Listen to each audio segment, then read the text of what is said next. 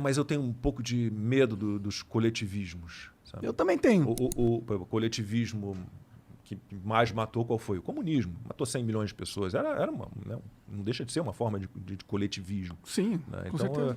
eu continuo achando que o indivíduo, eu entendo a preocupação, eu entendo a preocupação com os outros.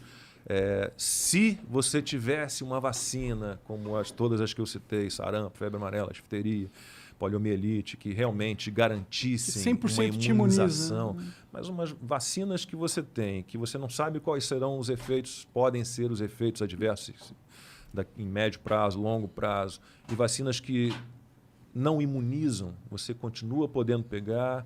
Israel, por exemplo, tudo bem, Israel tem 85% da população vacinada, mas 85% dos pacientes internados com Covid em Israel são vacinados. Então, complicado.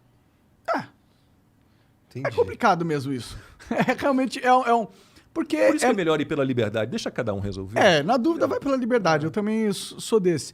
Uma coisa que a gente estava conversando antes de ficar ao vivo é que você tem uma série duras críticas ao jornalismo, não sei se brasileiro, mas de algumas áreas. Por que você acha que tem de errado com o jornalismo no Brasil em algumas áreas assim?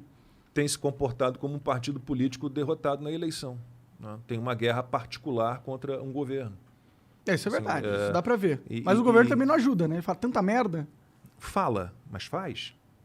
Faz, né? Demitiu o Yeah. Moro, só porque... Demitiu o Moro? Não, o Moro pediu demissão.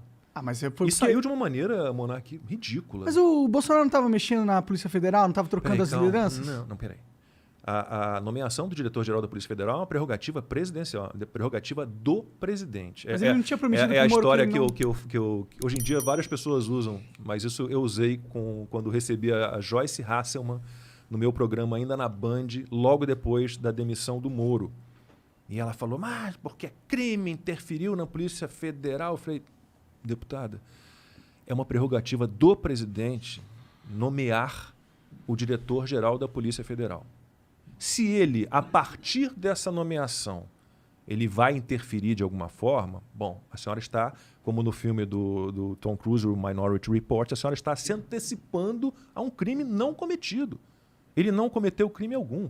Na verdade, na minha opinião, quem cometeu o crime foi o STF quando barra a indicação. Ali naquele momento, talvez o Bolsonaro tivesse que ter peitado o STF. Mas peraí, está na Constituição.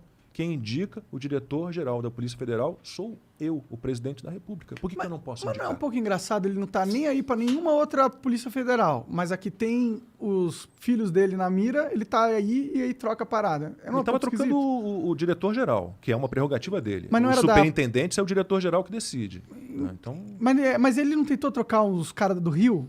Não, ele estava tentando botar o Ramagem, né? Que era a indicação da dele federal, ele é da porra toda. Diretor-geral da Polícia Federal. Entendi. Aí o presidente nomeia o diretor-geral da Polícia Federal e esse diretor-geral nomeia o superintendente da Polícia Federal em cada um dos estados e no Distrito Federal. Entendi. É assim que funciona. Então você dizer que o Bolsonaro interferiu na Polícia Federal porque indicou ou quis ou tentou indicar o diretor, não há crime algum. É que é um pouco da minha percepção que o Bolsonaro havia prometido ao Moro que ele teria autonomia total. Aí é uma conversa entre eles. Entendi. Se ele prometeu isso ao Moro e não cumpriu, aí é uma questão, né, não é uma questão ilegal, mas talvez seja imoral, só sei que pra não mim... seja correto. Mas aí é uma questão...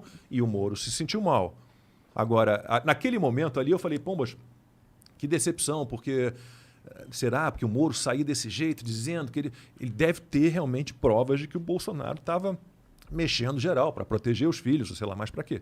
Bom, mas ele tinha com certeza uma intuição muito forte que esse era o motivo. Mas não apresentou nada. Não tudo apresentou bem, nada. tudo bem. Aquela reunião ministerial que foi a gota d'água para a saída do Moro, se você olhar o Moro durante aquela reunião, ele saiu dali porque ele tomou umas pancadas ali. Né? Tomou umas pancadas. O Bolsonaro estava querendo mexer com o ministério dele porque foi o início daquela fase de fecha tudo, de prende quem está na rua. Era um momento assim, de agressão total à liberdade. Né? Será que foi por isso mesmo? Eu não sei se eu compro isso. O Moro se sentiu... O Moro tinha uma credibilidade, não tinha? Mas ele se sentiu de alguma forma... É como se você levasse um pito, né, no seu colégio, na frente dos seus colegas de colégio, ficasse com vergonha e pedisse para sair do colégio. Chegasse em casa, no caso dele, ele pediu para sair do governo. Então, assim, tomou um pito. Você está falando que foi uma infantilidade a forma com que ele agiu. Eu sempre fui um grande admirador do juiz Sérgio Moro. Né? Essa história de o STF descondenar, né? Que agora é o verbo, descondenar o Lula, de anular processos. Tudo que eu sei dos processos, das sentenças do Moro contra o Lula são sentenças absolutamente perfeitas, né? Embasadas, com provas sobradas, como disse lá o Gebran Neto, o juiz do TRF, que julgou em segunda instância. Então, eu sempre fui um grande admirador do juiz Sérgio Moro. Né? Achei que ele, quando começou o governo, era muito mais um ministro da Segurança Pública e estava indo direitinho. Agora, sair daquela maneira, né, e anunciar a demissão numa entrevista coletiva, então, e dizer que o presidente estava interferindo na Polícia Federal e nada ter a mostrar. É que o Bolsonaro colocou o Moro como se fosse o validador moral do governo dele. Falou assim, ó, esse cara é o anticorrupção máximo do Brasil, é a referência nacional disso. Essa era a ideia, parecia, desde o início parecia. Mas aí, quando o cara que... ele deu essa credibilidade de ser um cara ilibado moralmente, e esse cara saiu acusando de estar com intenções espúrias, é isso? Seria? Intenções espúrias com a PF, não dá pra só descredibilizar que aquele cara fez... Ok que tem que provar, pela lei. Mas pela interpretação do cidadão médio, que sou eu fico falando, tem caroço nesse angu? Mas não mostrou nada. Não, tudo bem, mas tem caroço nesse angu. Mas não mostrou nada. Com certeza. Não mostrou nada. O Reinaldo Azevedo jura de pé junto que não tem prova contra o Lula também. Mas ele mudou de opinião, né? Porque ele escreveu um livro contra o PT, falando das falcatruas todas do PT, e de repente ele acha que o Lula é, como diz o próprio Lula, a alma mais honesta do Brasil. Aí é um brincante também, porque não é, né? Não é. Lula é um ladrão. Eu não consigo honesto, entender essa história de alguém, claro, cada um sabe de si, de novo, eu sou, né, um liberal antes de tudo, né, eu sou um democrata, cada um vota em quem quiser. Agora, é complicado compreender como é que alguém, né, ainda pensa em votar no Lula. Mensalão tá aí, cara, Petrolão tá aí. Cara, 5 bilhões de reais foram recuperados. Havia, né? Porque agora já não sei mais nada, é possível que tenham que devolver esse dinheiro todo. Havia 14 bilhões de reais em recuperação ainda. Então, peraí, tem produto do roubo, mas não teve roubo?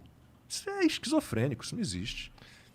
Faz sentido, né? Faz totalmente sentido. Eu acho que acreditar na inocência, não só do Lula, mas do PT inteiro como partido... Zé Dirceu é um guerrilheiro treinado em Cuba.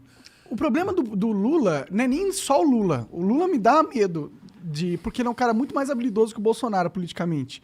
E ele tem um grupo muito maior, muito bem mais estruturado. E é isso que me dá mais medo ainda, o grupo que por trás do Lula. Porque o Lula não é só o Lula.